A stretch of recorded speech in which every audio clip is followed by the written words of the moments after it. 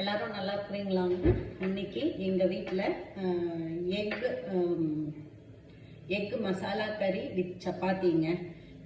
இது வந்து டிஃபனுக்கு பிரேக்ஃபாஸ்ட்டுக்கு நல்லா இருக்குங்க. இதை வந்து நான் இன்னைக்கு செய்கிறேங்க.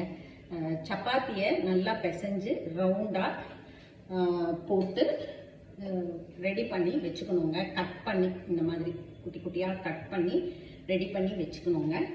இது அதுக்கப்புறமா இதுக்கு தேவையான மிளகாத்தூள், மொத்தப்பொடி இல்லாதவங்க கொஞ்சம் மிளகாத்தூளும் தனியாத்தூளும் ஈக்குவல் அமௌண்ட் எடுத்துக்கோங்க உங்கள் காரத்துக்கு தக்கன.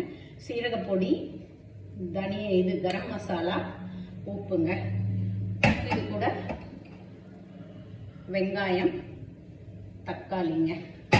வெங்காயம் தக்காளி கூட இஞ்சி பூண்டு கொத்தமல்லி கொஞ்சம் எடுத்துருக்கேங்க. அப்புறம் முட்டை, ஒரு 2 முட்டை போட்டிருக்கேங்க. முட்டை உங்களுக்கு எத்தனை வேணுமோ அதில் போட்டுக்கலாங்க, நல்லாயிருக்கும். எவ்வளோ போட்டாலும் எக்ஸ்ட்ரா வேல்யூ ஆட் தாங்க, நல்லாயிருக்கும். இப்போ நம்ம ஸ்டார்ட் பண்ணலாங்க. கடாய் இல்லைன்னா நான் குக்கரில் வச்சுருக்கேங்க, பெருசாக வச்சுருக்கேன். இதில் வந்து கொஞ்சம் எண்ணெய் கொஞ்சம் நிறைய தாங்க ஊற்றணும், இல்லைன்னா இது நல்லா இருக்காதுங்க. இதை ஒரு டிஷ்ஷுக்கு மட்டும் எண்ணெய் கொஞ்சம் போட்டுட்டு இந்த மசாலா இருக்குல்ல, கரம் மசாலா, இதை மட்டும் எடுத்து இப்படி போட்டுருங்க. போட்டுட்டு உடனே வெங்காயம் போடணுங்க. வெங்காயம், தக்காளி போட்டு இஞ்சி பூண்டு கொத்தமல்லி கூட போட்டுடலாங்க, நல்லாயிருக்கும். இதை கொஞ்சம் நல்லா வதக்கணுங்க.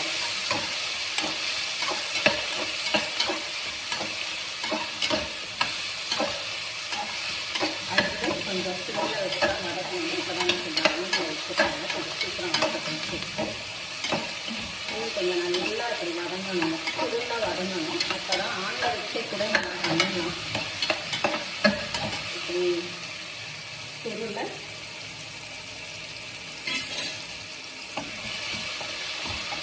சுருளை வதக்க வச்சுருந்தோங்க. வேறு உள்ளவங்கன்னா நாங்கள் தோசை கரண்டி வந்து வச்சா சவுண்டு ஜாஸ்தி வருது, மரக்கரண்டி வச்சுருக்காங்க.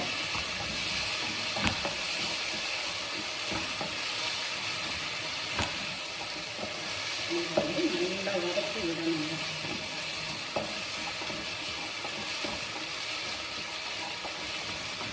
நல்லா கொஞ்சம் வதங்கி வரணும். இந்த தக்காளியினுடைய ஜூஸ் வந்து கொஞ்சம் வதக்கிடணுங்க. அப்போ தான் இந்த இது வந்து டேஸ்ட்டு கொடுக்குங்க. இந்த ஸ்டேஜில் இந்த நம்ம எடுத்து வச்சுருந்தோம் இல்லைங்களா, முட்டைப்பொடி, சீரகப்பொடி, இது எல்லாத்தையுமே போட்டுருணுங்க.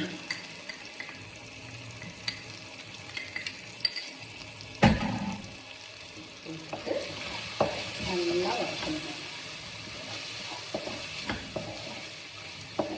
என்னோட சேனலை வந்து சப்ஸ்கிரைப் பண்ணிக்கோங்க. சப்ஸ்கிரைப் பண்ணிங்கன்னா தான் உங்களோட, ஏற்கனவே நான் சொல்லியிருக்கேங்க, சப்ஸ்கிரிப்ஷன் லிஸ்ட்டில் வருங்க.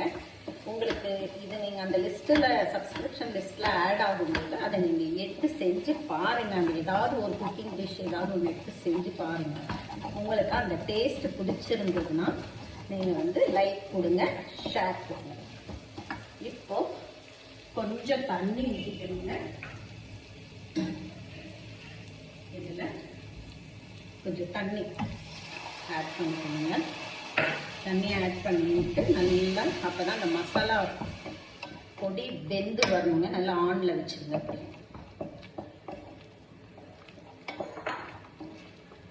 இப்படி இது நல்லா வெந்து இது வத்தி வரணுங்க.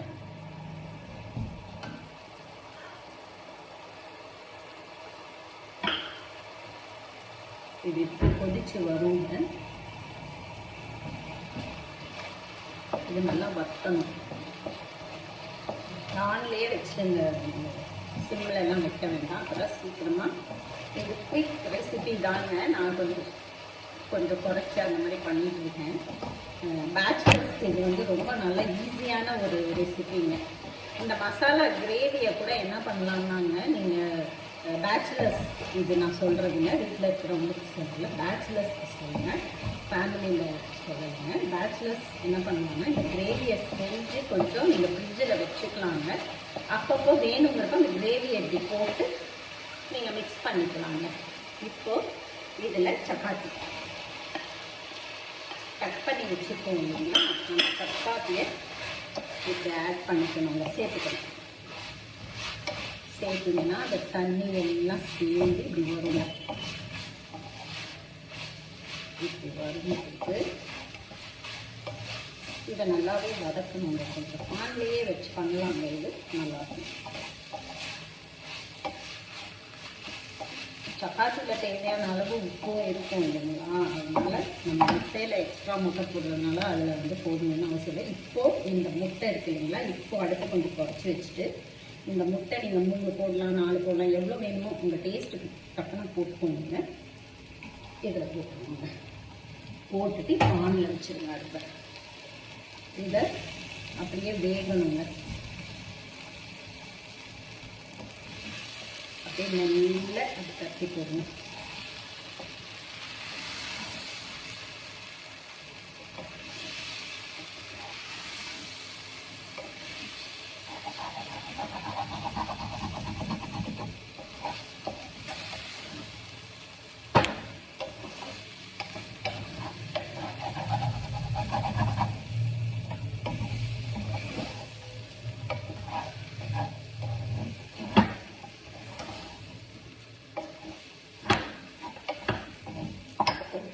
எண்ணெய் சைடில்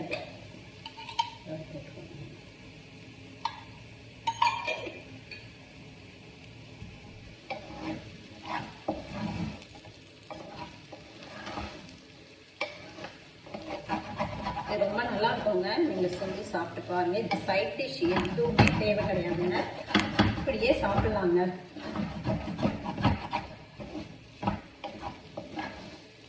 சைட் டிஷ் இல்லாமையே நம்ம அப்படியே சாப்பிட்டோம்னா நல்லா இருக்கும்.